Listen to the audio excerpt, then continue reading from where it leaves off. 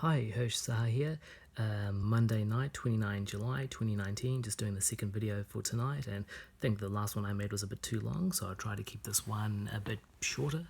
Um, I'm sure you've heard of the saying, it takes all kinds, and I think it's a very good saying. I remember once having an interesting talk with a colleague about that saying, and we were the context was what we were discussing was rich and poor, and applying that saying to it. It takes all kinds, and I remember thinking, I think that's a really good saying, but you could go a little bit further. You could add to it and basically say it takes all kinds of all kinds, and what I meant by that was, when you look at say rich and poor, which is what we were talking about, people tend to think of rich people as greedy, don't do much work, they live off their assets, they're out to exploit people, that's how they get rich. Either that or they inherit the money or marry into it, or a combination of those three things: exploiting people, inheriting it, marrying for it. People tend to think of rich people as that, and then people tend to think of poor people as those who are struggling, those who are doing a lot of the work and being undercut for it, not being paid enough.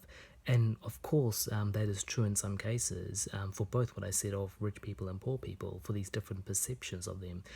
They are true in different cases, but not in all cases. And I thought to myself, really, it takes all kinds. I mean, there are rich people out there who exploit others, who cheat their way to earn money, or who just inherit it, or who marry into it, and they only marry for the money. There are rich people who do that without a doubt, but there are also rich people who might be extremely wealthy, but who actually deserve it. Every cent of their wealth, because they've worked hard for it. They have slogged, day and night for years, decades. They have also contributed so much, to society, to their local economies, even the world economy. So there are rich people who actually do deserve what they have, even more than what they have, based on what they've done and what they've contributed.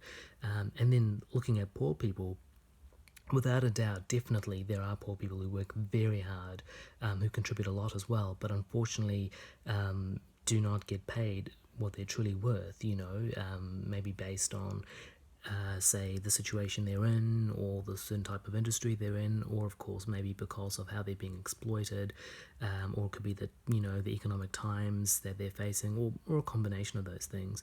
There are without a doubt some poor people who work very hard but who are not paid not even half of what they are worth, and immediately many great teachers come to mind, and police officers, people like that.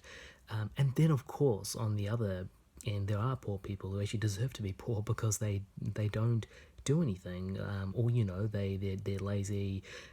They even then they live off others. Even at their jobs, they don't pull their own weight. Even the little bit they have, they may not even deserve. And on top of that, all they do is complain.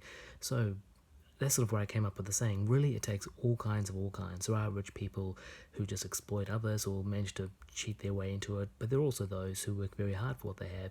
And likewise with poor people, those who unfortunately are cheated by others, or for whatever reason are earning much less than they're worth. And then again, those who deserve to have the little bit they have, or not even that, because they really don't do much for society and just complain on top. So, yeah, it's just sort of basically an interesting a change to an existing saying, and how I came up with one of my own, or partly my own. It takes all kinds of all kinds. Thank you.